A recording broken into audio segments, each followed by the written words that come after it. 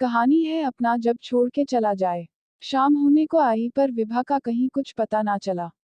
Mobile भी घर पर था तो कोई और रास्ता नहीं नजर आ रहा था। पूरा घर मानो ठहर सा गया था। 25 सालों से सुबह 5 बजे से रात 11 बजे तक उसकी आवाज हर किसी की जिंदगी में दस्तक देती रही थी।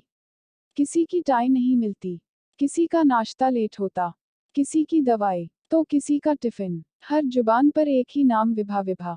सुबह 5 बजने से पहले ही घर में उसकी स्वलहरियां बिखर जाती।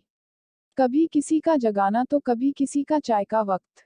और आज वह नहीं है तो मानो पूरा घर साया साया कर रहा था। विभा के पति हारकर पुलिस स्टेशन की ओर चल दिए। अब तक विभा की बेटी सुशी भी शाम होते होते घर आ पहुंची थी। बेटा अभय और बहू सुमिता पहले से ही मौजूद थे। बेटी की शादी हुआ अभी 1 महीना हुआ था, जबकि बेटे अभय की शादी पिछले साल ही हुई थी और वह अपनी पत्नी के साथ बेंगलुरु में रहता था।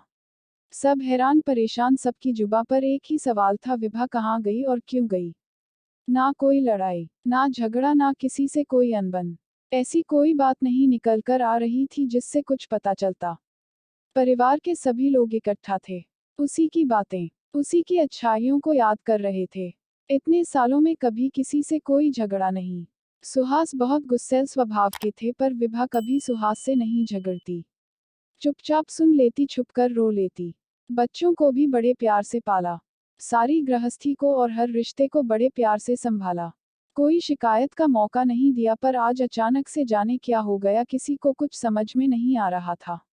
वहां पुलिस स्टेशन में रिपोर्ट लिखाने पहुंचे विभा के पति को पुलिस ने कुछ औपचारिक सवाल पूछे, जैसे कि उनका आपस का कोई मनमुटाव या किसी बाहरी व्यक्ति से कोई झगड़ा तो नहीं। उसने ना में सिर हिला दिया।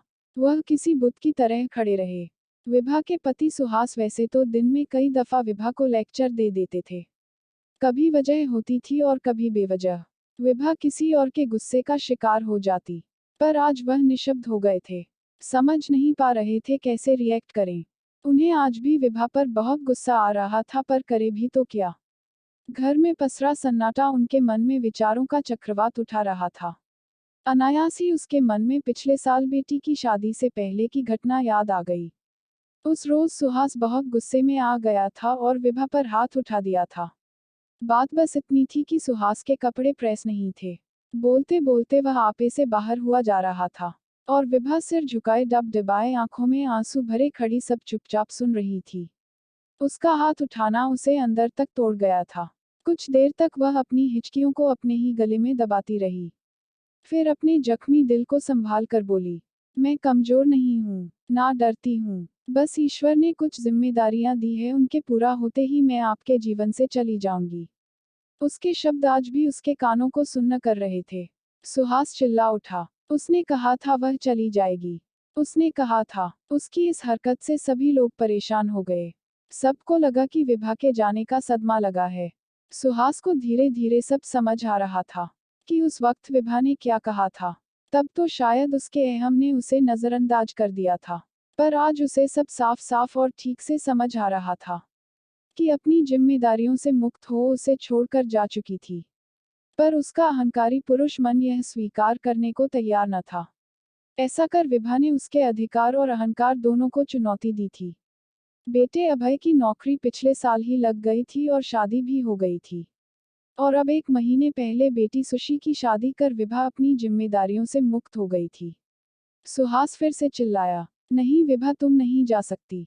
अभी तुम्हारी जिम्मेदारी नहीं खत्म हुई। मेरी जिम्मेदारियां कौन लेगा, मैं तो अकेला हो गया। मैं तो तुम्हारे सहारे था। क्यों गई मुझे छोड़कर। आज सुहास को एहसास हो रहा था कि विभा के बिना वह कितने अकेले हैं। पुरुष रोते नहीं। इस मर्यादा को तोड़ सुहास किसी अबोध बालक की तरह रो पड़े। दोनों बच्चे सुहास को इस तरह रोता देख परेशान हो गए, और इसी तरह बैठे अतीत के पन्ने पलटते रहे। विभा की बातें याद करते रहे। इसी तरह 2 दिन बीत गया और विभा का कुछ पता नहीं लगा। आज पुलिस ने सुहास को पुलिस स्टेशन बुलाया था। वहां से लौटते समय रेड लाइट पर एक अनाथ बच्चा मिला, जो पैसे मांग रहा था। सहसा सुहास का चेहरा उम्मीदों से भर गया। वह उस बच्चे को पैसे देकर बड़ी तेजी से घर की ओर भागे और आते ही कमरे की ओर दौड़ पड़े। सब हैरान थे कि क्या हुआ। सुहास अलमारी में कुछ ढूंढने लगे। एक एक कर सारा सामान उलट पलट दिया। बड़ी कोशिशों के बाद उसे एक छोटा सा लिफाफा मिला, जिसे देखकर ऐसे खुश हुए मानो विभा ही मिल गई हो। उसमें एक अनाथालय का पता लिखा था। सुहास को याद आया कि कई साल पहले विभा ने कहा था कि वह अनाथ बच्चों के लिए कुछ करना चाहती है, उनकी मदद करना चाहती है। पर सुहास ने उसका मजाक उड़ाते हुए उसकी मदद करने से भी इनकार कर दिया था और कहा था चुपचाप जिस तरह चल रहा है चलने दो और घर गृहस्थी संभालो। इन तमाम के पचड़ों में मत पड़ो, यह सब तुम्हारे बस की नहीं है। वह उन बातों को याद कर आंसुओं से सराबोर हो गए और विभा को याद करने लगे। अभय और सुशी ने पूछा, पापा क्या हुआ, माँ का पता चला क्या? वह बिना कुछ कहे घर से बाहर निकल गए। किसी को कुछ समझ नहीं आया। करीब 2 घंटे बाद सुहास का फोन आया। पापा कहाँ हो? पता है हम सब कितने परेशान हो गए हैं। उधर से सुहास की आवाज आई, बेटा मैं मुंबई जा रहा हूँ, जल्दी लौटूंगा, परेशान मत हो। इससे पहले अभय कुछ पूछता फोन कट गया। उसने फिर से मिलाया तो फोन स्विच ऑफ बताने लगा। 2 दिन का सफर तय कर सुहास लिफाफे में लिखे पते पर पहुंच गए। यह पता था मुंबई की एक अनाथालय का। खुशी, घबराहट, डर और जाने कितने भाव उसके चेहरे पर एक साथ आ जा रहे थे। पर सुहास की बेचैनी कुछ ही देर की थी, क्योंकि थोड़ी देर में ही विभा दिख गई। वह कुछ बच्चों को पढ़ा रही थी जो कि उसी अनाथालय के थे। उसे देखकर सुहास का दिल खिल गया, जैसे किसी बच्चे का खिलौना उसे वापस मिल जाए। पर अगले ही पल उसके चेहरे पर डर के भाव उभर आए। पता नहीं विभा उसे माफ करेगी कि नहीं, पर उसे अपनी गलती का एहसास हो चुका था, इसलिए विभा की हर सजा मानने को तैयार था। उधर विभा को जब पता चला कि सुहास आया है तो उससे मिलने आई। आज सुहास को एक अलग ही विभा दिखाई दे रही थी, आत्मविश्वास से भरी हुई। हर कदम निडरता से उसकी ओर बढ़ रहे थे।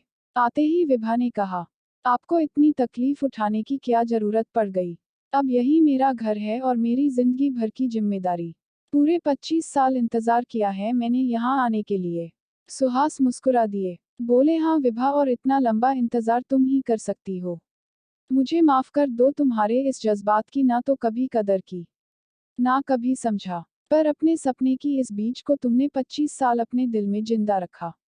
विभा, मैं बहुत अकेला हो गया हूँ, अधूरा हूँ तुम्हारे बिना। विभा बीच में ही बोली, सुहास, मैंने आपके बच्चों की अच्छी परवरिश की और उनकी शादी, नौकरी, सब कुछ पूरा किया। अब यह मेरी जिंदगी है, मैं वापस नहीं जाऊंगी। सुहास मुस्कुराते हुए बोले, जानता हूँ, पर इस अनाथालय में मुझे भी रहने की मंजूरी दे दो, क्योंकि आज तुम्हारे बिना मैं भी अनाथ हो गया हूँ। मैं भी यही रहूंगा। यह कहते कहते सुहास का चेहरा आंसुओं से सराबोर हो गया। उसको रोता देख विभा की आंखें भी बरस पड़ी। सुहास ने अभय को फोन कर बताया, तुम्हारी माँ मुंबई में है, मैं भी यही हूँ, परेशान मत होना, हम दोनों अब यही रहेंगे। तुम सब अपनी जिंदगी जियो, जब मन करे मिलने आ जाना। हम दोनों मिल गए। यह सुन अभय खुश हुआ। अब सुहास और विभा दोनों ही उस अनाथालय में रहने लगे और बच्चों की सेवा करने लगे, जो कि विभा हमेशा से चाहती थी, पर परिवार की जिम्मेदारी और सुहास के गुस्से की वजह से कभी ना कर पाए। क्योंकि सुहास हमेशा कहते कि घर की जिम्मेदारी तो पूरी होती नहीं, उनका भला क्या करोगी, तुम्हारे बस का नहीं कुछ, और वह मन मार के रह जाती। पर मन ही मन उसने फैसला ले लिया था। आज विभा के साथ दोनों थे, उसके सपने भी और उसके अपने भी। और यह सब मुमकिन हुआ विभा के साहस और विश्वास की वजह से। ऐसी ही अच्छी कहानी देखने के लिए इस कार्ड पर क्लिक कीजिए। प्लीज लाइक और कमेंट करें और चैनल को सब्सक्राइब करें।